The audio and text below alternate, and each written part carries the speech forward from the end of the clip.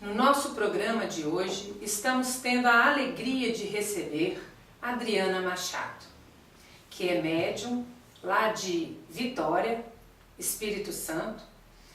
Publicou através da Editora do For o livro Perdão, a Chave para a Liberdade. Um romance belíssimo com muitos ensinamentos. E no programa de hoje, então, nós vamos navegar um pouquinho por estes ensinamentos trazidos pelo Espírito Ezequiel, com quem ela trabalha. E aí, Adriana, tudo bem? Tudo bom, graças a Deus. Isto. Adriana, eu gostaria de comentar quase que o livro todo no programa.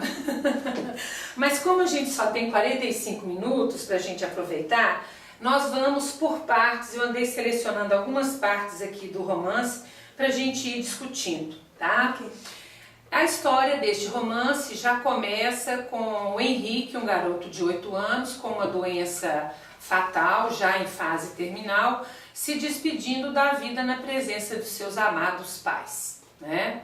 É uma criança cuja gestação foi muito esperada, porque ela aconteceu bem mais tarde no casamento do Onofre e da Luísa, e o Henrique também teve uma gestação bastante delicada, tanto que a mãe teve que ficar o tempo todo de cama para dar tudo certo, o que ela fez com muita alegria.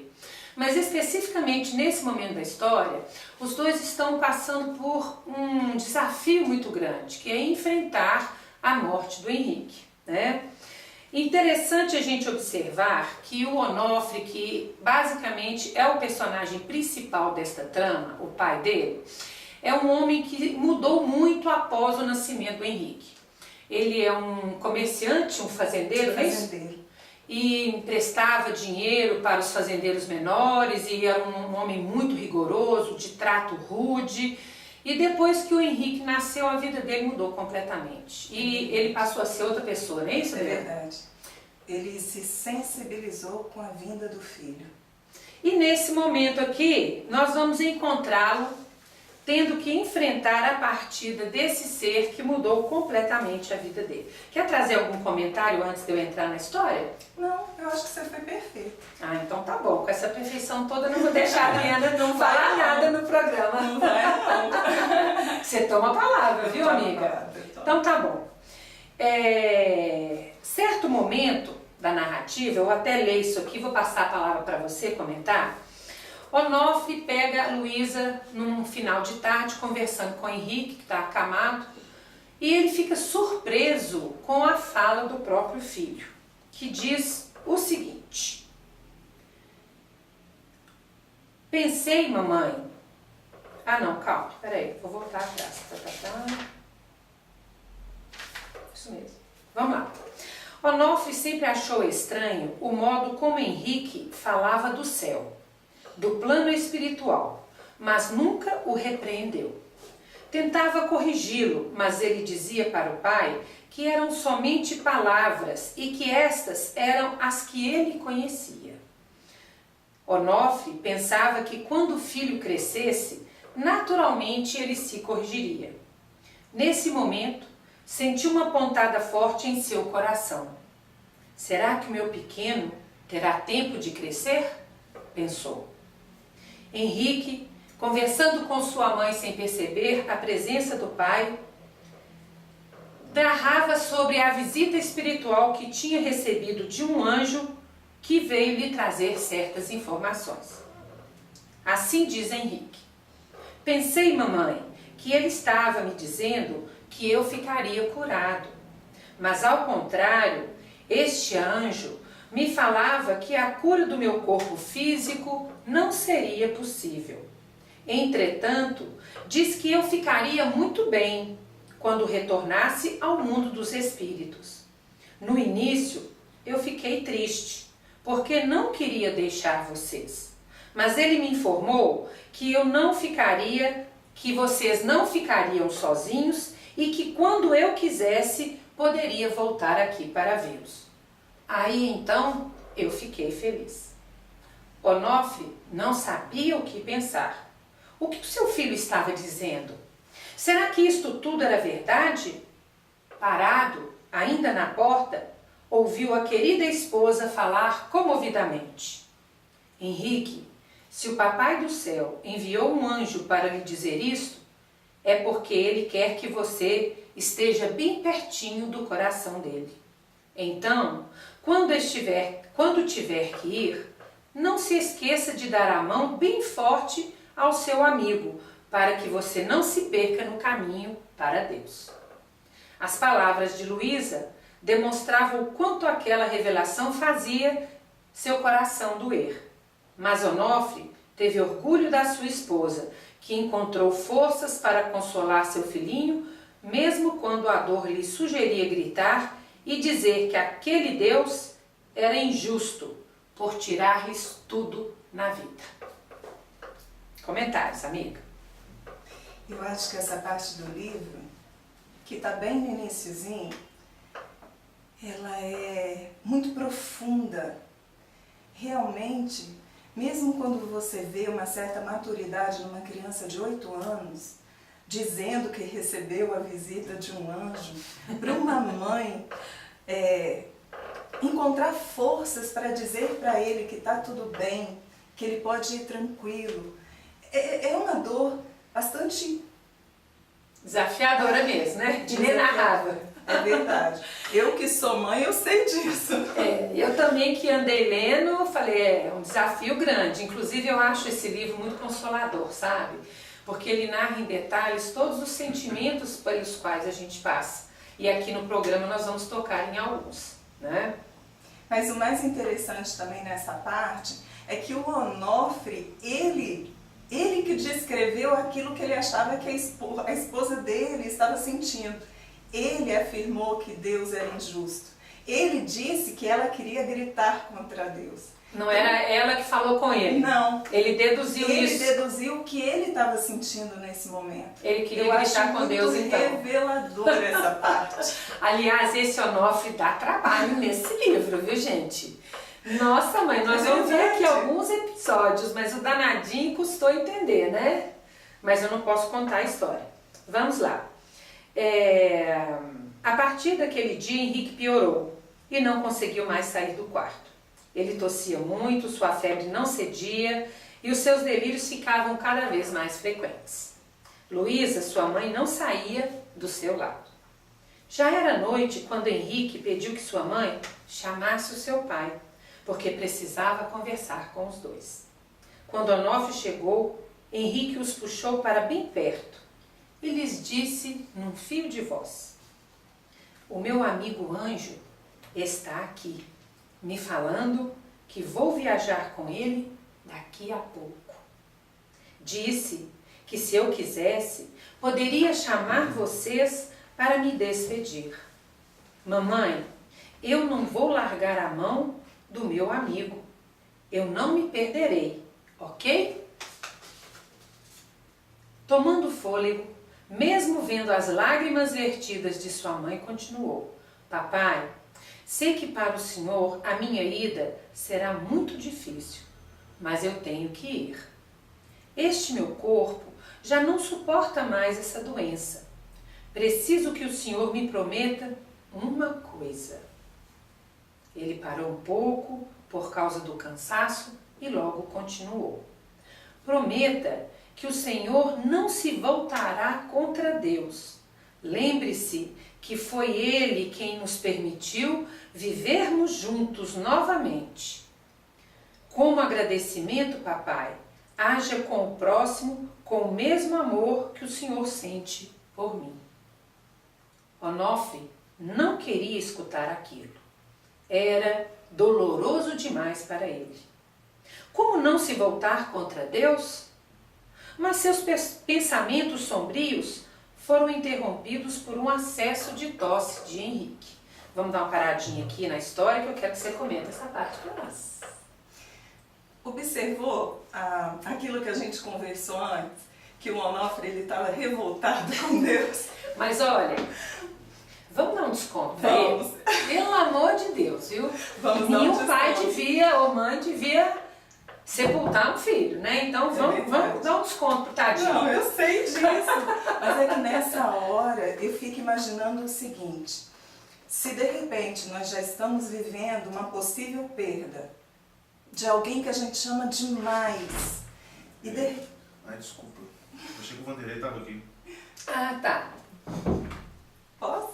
Vai. E de repente, a gente também perde a nossa referência de Deus, fica tudo muito mais pesado. Ah, sim. Até porque você acaba acreditando, de alguma forma, que a gente fez alguma coisa errada para estar perdendo aquele prêmio que ele tinha ganhado antes. Isso fala aqui mais adiante. Você está adiantando Ah, um trecho da história. Mas pode falar agora que a gente repete lá na frente. Mas não é verdade? Exatamente. Porque um sentimento que brota logo depois que o Henrique morre é o da culpa dos dois.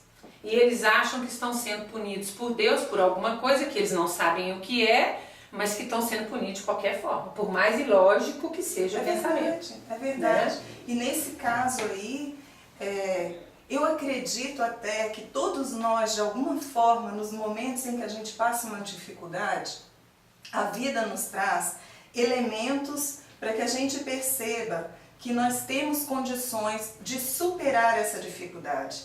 Por incrível que pareça, nessa história, o próprio Henrique, com 8 anos de idade, estava levando um ensinamento muito profundo aos seus pais. Muito bem. E ele, porque ele estava muito magoado, estava Sofrido muito mesmo, sofrido, No auge do sofrimento. ele não queria enxergar essas sementinhas que estavam sendo lançadas.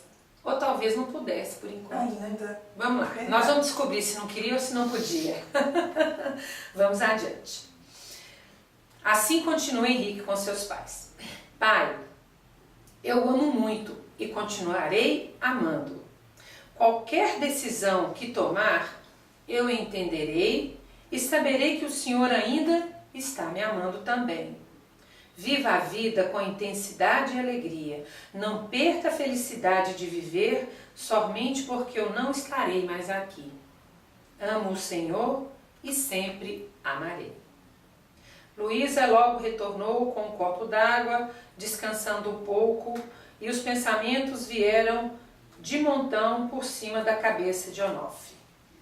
Mais tarde, às 2 horas da madrugada, Henrique abriu os olhos e, com muito carinho, se despediu de seus pais, dando-lhes um último adeus. Ele estava tranquilo e foi com muita serenidade que deixou seu corpo físico. Seus pais, ao contrário, ficaram arrasados. Onofre, quando se deu conta de que o filho havia morrido, agarrou-se a ele pedindo que não o abandonasse.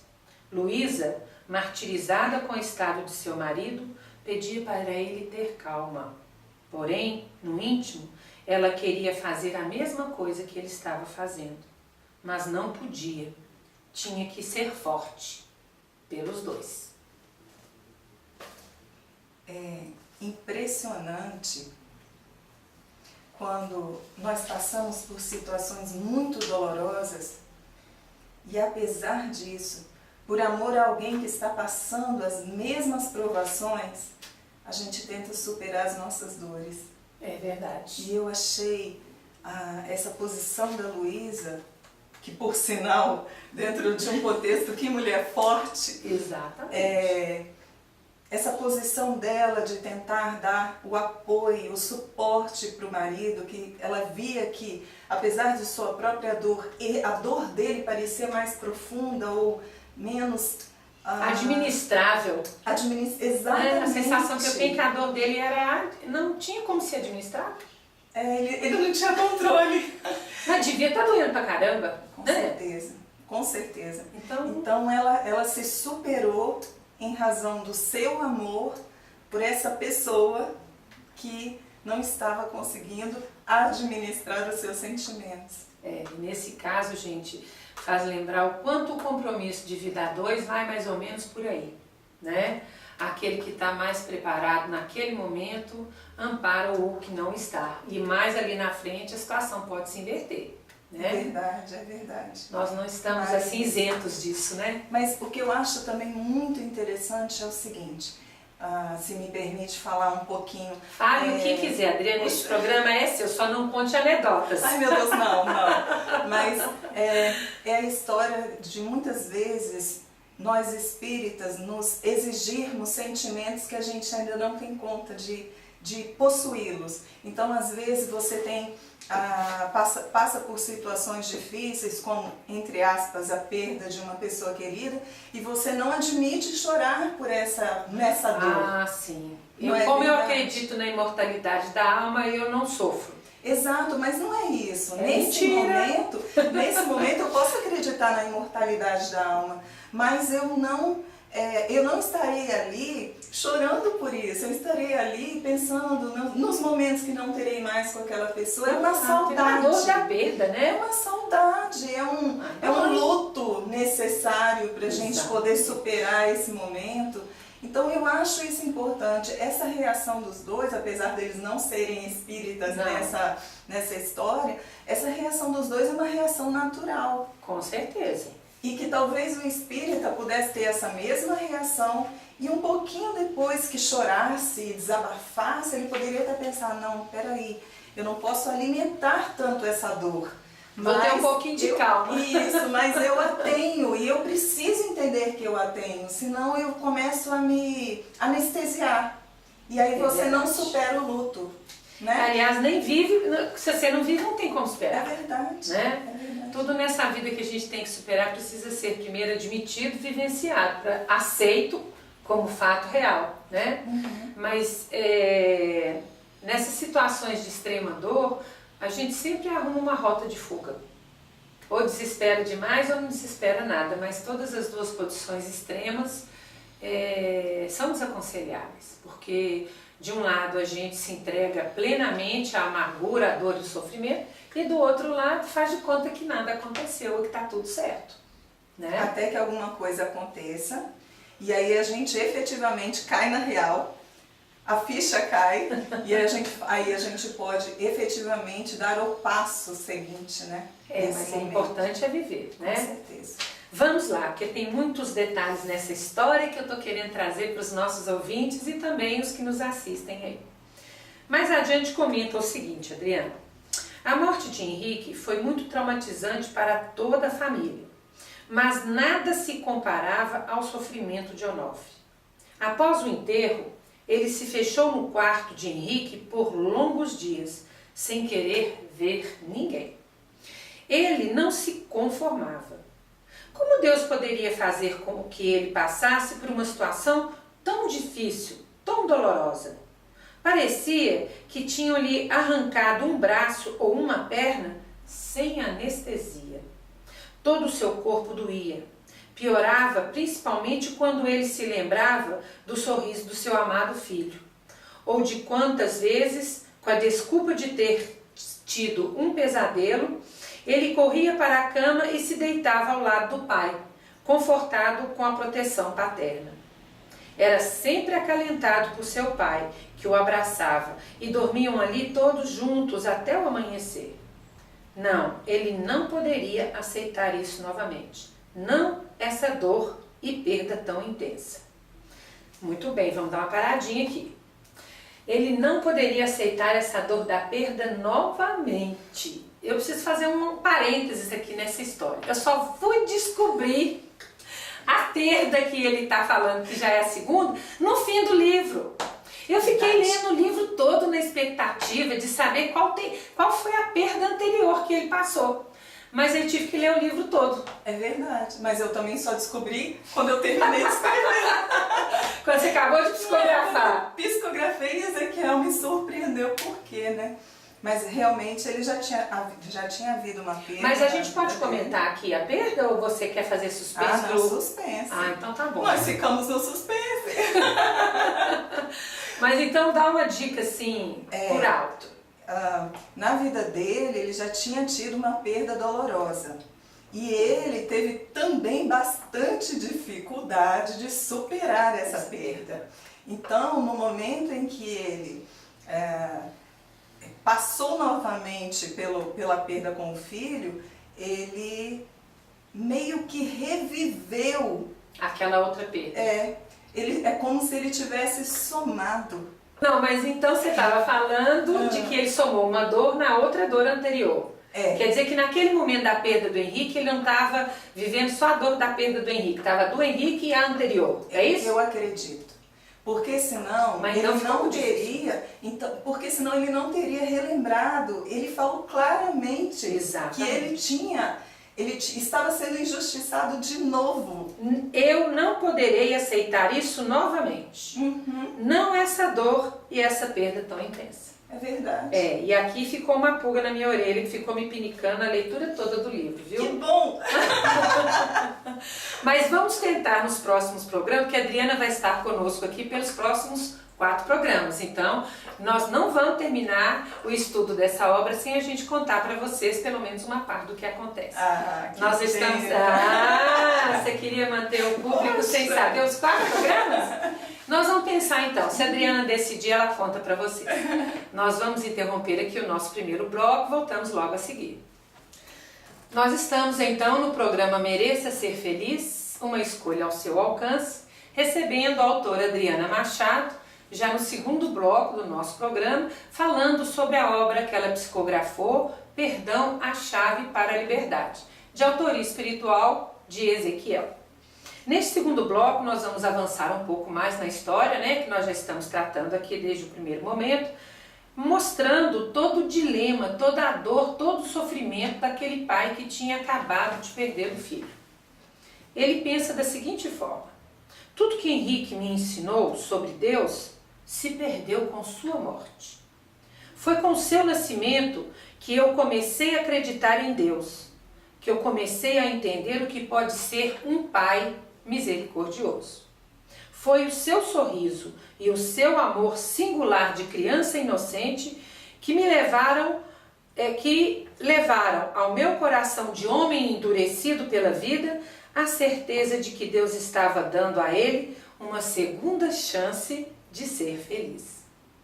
Agora, ele não acreditava mais em Deus. Não poderia, pois ele, Deus, novamente havia tirado tudo o que mais amava, deixando-o sem esperanças.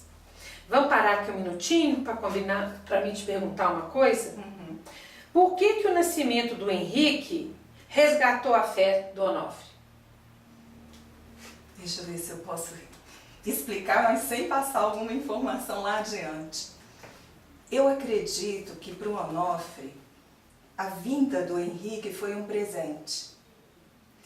Como você colocou logo lá no início, eles tiveram muita dificuldade em ter filhos. E o Onofre, quando ele recebeu o Henrique em seus braços, ele sentiu que Deus o amava, segundo as próprias palavras dele. Exato. Então, no momento em que ele perde esse presente, o que esse pai poderia pensar? Se eu ganhei o presente e agora eu estou perdendo o meu presente, o que eu fiz de errado? A famosa pergunta, onde foi que eu errei? Então eu acredito nesse momento que a maior rebeldia dele para compreender esse momento da vida dele foi se ele tinha feito alguma coisa errada. É isso que eu penso. E por que será que em momentos assim que nos pegam despreparados diante do inesperado, a gente tem esse sentimento de culpa, Adriana? Por que essa culpa acompanha os nossos passos até não diante de situações como essa? Eu posso estar sendo um pouco radical, mas eu acredito que a ideia equivocada que nós temos de Deus traz isso em nós. Nós temos uma ideia muito equivocada de que esse nosso Deus, ele é impiedoso, ele é um pai que se vinga ainda. Ainda lá na Bíblia a gente não tem, no Antigo Testamento. A lei de justiça trouxe um Deus poderoso e vingativo. E Jesus, ele tentou desmistificar essa ideia, dizendo que ele não era nada disso, que ele era um pai de amor. Exatamente. Mas quantas e quantas vezes, quando algo acontece errado em nossa vida, a gente eleva os nossos olhinhos para Deus e fala: Pai, o que eu fiz? Por que eu mereço isso? Então significa que todo esse processo de culpa está vinculado ao que a gente acha que o pai está trazendo para nós. Muito bem, muito bem. E é uma vinculação muito acertada porque está muito vinculada a merecimento e não merecimento. E Deus não trabalha dessa forma, né? Pelo menos esse Deus de hoje que a gente começou a compreender melhor. Exatamente. Jesus falou, misericórdia quero e não sacrifício. Nós ainda estamos na fase do sacrifício. Ainda. Mas olha para você ver, depois dessa dificuldade toda do nosso, vocês imaginam como é que estava a Luísa. Como é que estava a Luísa, hein? A mãe. A mãe estava, coitada, num sufoco danado, porque o pai não reagia, depois de dias trancado no quarto do filho, passava o dia trancado num escritório, biblioteca muito bem montado que ele tinha na casa dele, da onde ele administrava seus negócios, e ela ficou sem ninguém para fazer companhia para ela. Olha só. E dizem que o amor de mãe é o mais profundo, né? Dizem. Então imagina, se ele estava sentindo tudo o que estava sentindo, ela também estava sentindo. A gente fica imaginando, a princípio, que ela deveria estar sentindo muito mais. A princípio. A princípio. Ou seja, não estamos afirmando. Não, a princípio. Muito bem. Mas, como você bem colocou, a situação dele é que ele não estava sabendo administrar os sentimentos dele. Ela, sentindo a dor, ela estava buscando administrar o sofrimento, que são duas coisas muito diferentes, dor e sofrimento. Ela sentia a dor, mas o sofrimento ela tentava administrar porque ela entendia que o marido precisava do auxílio dela. Então, no processo de doença do filho, ela precisava ser forte por causa do filho e do marido.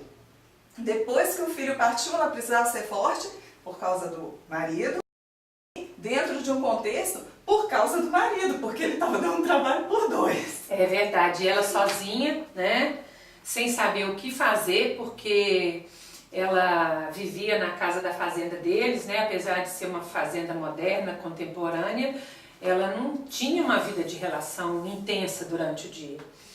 A gente vai descobrir que tem uma auxiliar dela, lá na frente conta, né, que a cozinheira e a arrumadora dela, né, ajudava muito. Mas nesse exato momento aqui, ela estava realmente muito perdida. E num determinado momento ela falou, a única coisa que eu posso fazer é rezar, né? E é o que ela faz aqui. Vamos ver lá. Como Onofre não ouvia nem a própria esposa, Luísa tomou a única atitude que lhe restava, rezar por ele. Só que havia momentos em que nem ela tinha forças para rezar. A saudade do filho amado era tanta que ela também se revoltava e os seus pensamentos iam contra Deus. Mas, vendo o marido sofrendo mais do que ela, voltava novamente a ter forças para superar aquele desígnio de Deus e recomeçava o seu rosário. Numa tarde, entretanto, Luísa estava no sofá do seu quarto e a dor era tanta, mas tanta que ela acabou adormecendo depois de muito chorar. Sonhou que estava numa praça, muito bela, como se esperasse alguém. Estava tão tranquila e segura que fechou os olhos e fez uma oração como há muito tempo não conseguia fazer. Ao abrir os olhos, viu diante de si um jovem que por poucos segundos não reconheceu. Quando ele sorriu, seu coração parou de tanta felicidade. Era Henrique, o seu pequeno príncipe.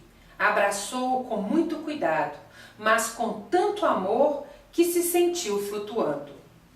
Quando pôde falar, refeita da emoção que a emudeceu, ela quis saber como ele estava, se ela estava sonhando ou também se ela tinha morrido, já que se ele se encontrava à sua frente, isso poderia ter acontecido.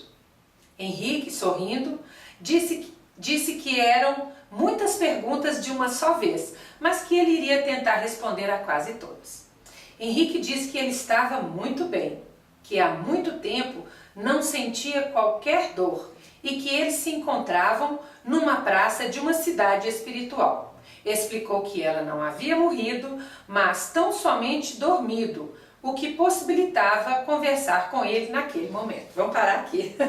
Tem muita coisa boa nessa parte aqui. Nossa, eu acho que a parte mais consoladora para todos nós é nós sabermos que ainda existe esse contato, que ainda há a possibilidade de, diante do nosso ser espiritual, né? Nós podermos entrar em contato com as pessoas que estão viajando, que estão longe de nós nesse momento, essa viagem temporária, e que podemos ainda matar essa saudade, se nós conseguirmos serenizar o nosso coração. Ela se preparou através da prece. Exatamente. Né? Interessante. Porque ela estava no desespero. Gente, quem não estaria, Jesus Cristo, né? Quem não estaria? Era uma criança. Às vezes você ainda tendo um pouco mais de tempo, mas era um menino de 8 anos que foi gerado uma vida inteira pela frente. Com certeza. E de um casal que não tinha tanto entendimento sobre essa situação de uma vida após a morte. Exatamente. Então, ela, apesar do desespero, ela não perdia a fé. E foi ela tendo a fé que ela fez a oração, senão ela não faria. É verdade. E aí no momento em que ela se possibilitou esse canal energético através da oração, houve a possibilidade dos dois se reencontrarem. Agora, interessante a gente notar que ela achou que poderia estar morrendo também, né? Lógico. Se ele morreu, eu também morri. Lógico, se eu estou vendo um morto, é porque eu estou morta, com certeza. Com certeza. Mais adiante, a história muda de figura, né? Mas nós não vamos antecipar aqui no programa, senão depois que a gente terminar essa gravação aqui, a Adriana vai puxar minha orelha. Vou. Vamos ver então o que aconteceu com a Luísa, gente, porque imagina a bênção de reencontrar o filho, né? Luísa estava com tanta saudade que apenas o olhava, sem prestar atenção em nada do que seu filho falava. Henrique, percebendo isso, disse-lhe carinhosamente: Mamãe, minha querida, eu estou aqui para lhe pedir um favor. Preciso que você preste atenção no que eu estou falando. Preciso que se lembre das conversas que tínhamos quando eu estava encarnado. Lembra que conversávamos sobre o que a senhora precisava fazer quando eu morresse? Não, não me lembro não, meu filho. Mãezinha, temos pouco tempo e eu preciso lhe falar. Preciso que a senhora se lembre das conversas que tínhamos. Conversávamos como seria a vida de vocês quando eu partisse, porque sabíamos que o papai não iria conseguir lidar bem com o meu desencarne. Preciso que a senhora se lembre, quando acordar, de algumas das nossas conversas, para que a senhora tenha força para colocá-las em prática como tínhamos combinado. Vamos parar aqui um pouquinho? Eu acho interessante, porque nesse caso, ele sabia que ela não teria condições de trazer, pelo menos nesse momento, a lembrança da conversa deles no campo espiritual. Então ele, no plano espiritual, ele chamou a atenção dela para coisas que estariam numa lembrança consciente dela, para que ela pudesse agir conforme a necessidade daquele momento, que seria o consolo do pai e até o dela, porque ela também estava sofrendo não só pela perda dele, como também pela perda, entre aspas, do marido. Tendo que administrá-lo e ajudar, né? Com certeza. Muito bem. Vamos adiante então, né? Interessante porque a mãe fica meio abobada, né? Na hora que vê o filho. Interessante, ela fica tão encantada, tão emocionalmente preenchida, que só o fato de vê-lo já era muito. É verdade. Interessante isso, Mas né? quantas vezes nós não fazemos isso? Ficamos abobadas. Quantas vezes nós não entramos no quarto dos nossos filhos e ficamos vendo os filhos dormindo lá? Eu acho que só outra mãe para entender. É verdade, a gente fica meio babando na porta, né? Tá certo. Não. Vamos lá então para ver um pouco mais desse diálogo aí inusitado. E eu quis trazer esse diálogo aqui no nosso programa, Adriana, para todos aqueles que já passaram por uma experiência semelhante, terem o reconforto da fé nessa possibilidade de encontro, sabe?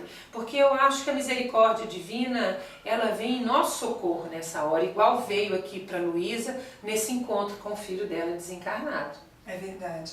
E o interessante é o seguinte, pelo menos dentro do que eu percebo assim, vindo as orientações da espiritualidade, muitas vezes nós entramos em desespero porque estamos sentindo saudade. Mas às vezes nós estamos sentindo saudade porque nós reencontramos os nossos amados. Ah, sim! Sabe? Tem dia que você acorda mais saudosa? É. E aí aquilo acontece porque durante a noite você encontrou Isso. com o amado. E aí de repente a pessoa, porque acordou mais saudosa, entra em desespero e todo o processo que poderia ser um consolo Altamente deixa de positivo. ser. Deixa de ser, com certeza. Temos que estar atentos, viu? Se nós acordarmos com saudade, sinal é positivo, não podemos nos entristecer. É verdade. Vamos lá. A Luísa logo responde, né? Meu Henrique, como você pode querer que eu consiga viver feliz com a sua partida, meu filho? Você pede demais para uma mãe que teve, há tão pouco tempo, a perda do filho querido. Olha pra você ver. Por que você fala em perda, mamãe? Você não vê que eu estou aqui? Você não está conversando comigo, apesar de eu ter morrido? Sim, e isso está me deixando muito confusa. Quem não ficaria, né? Como posso eu estar conversando com você se você já está morto? De repente, ela se afasta e diz: Meu Deus! Sempre nos disseram que conversar com pessoas que morreram era coisa do diabo, que eram almas penadas, que sofrem e que não poderíamos lhes dar atenção, porque era o diabo querendo nos pregar peças.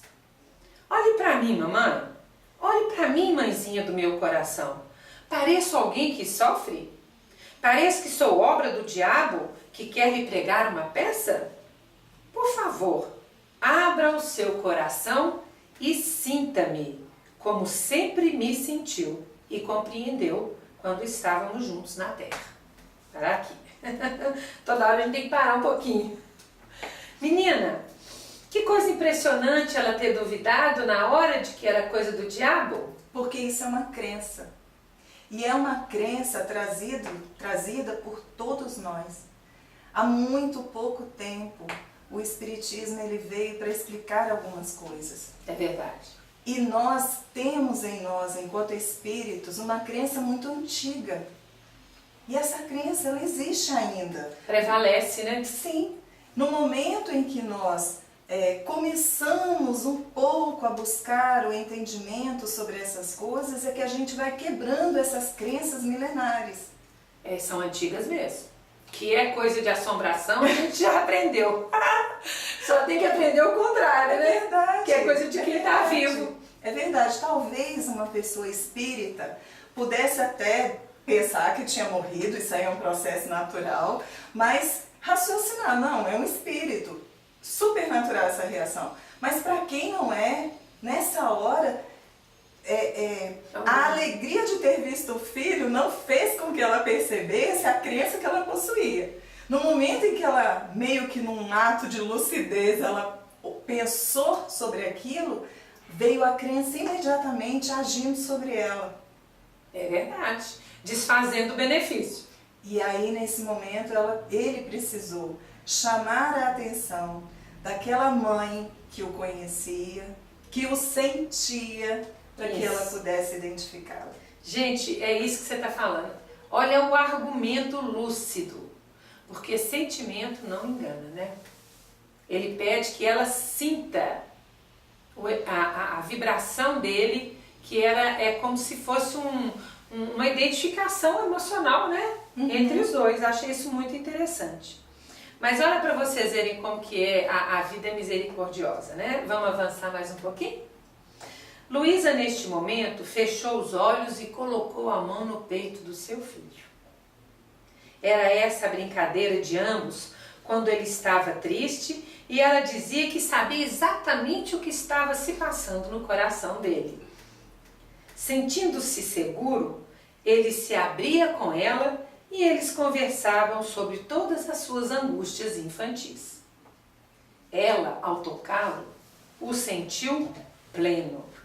Sabia que não poderia ser obra do diabo aquela paz, aquela serenidade que ele transmitia. Abraçou-o novamente e ele pôde conversar melhor com ela. Mãe, vou pedir-lhe um grande favor.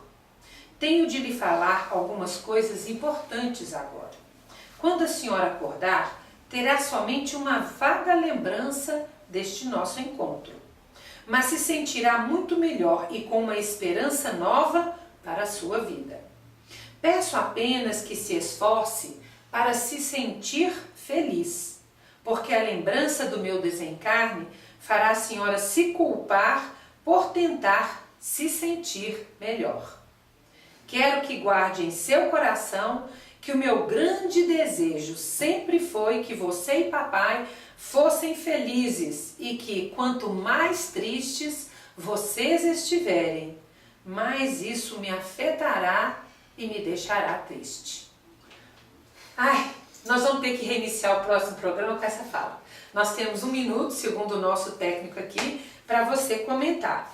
Mas, Adriana, não se sintam culpados por ser feliz com a perda do filho? Exatamente. Porque cada um de nós acredita que se o outro nos visse após a sua partida, como que esse outro queria que nós ficássemos? Com certeza a gente queria que a pessoa estivesse sentindo. Poxa, se está feliz, não está sentindo a minha falta. Mais ou menos por aí. Muito bem.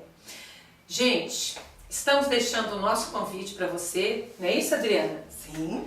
Para que venham estar conosco na próxima semana no programa Mereça Ser Feliz. Nós vamos iniciar o próximo programa exatamente a partir deste encontro. Gente, muito obrigada por estarem aqui conosco hoje. Tenham uma belíssima semana e fiquem com Deus.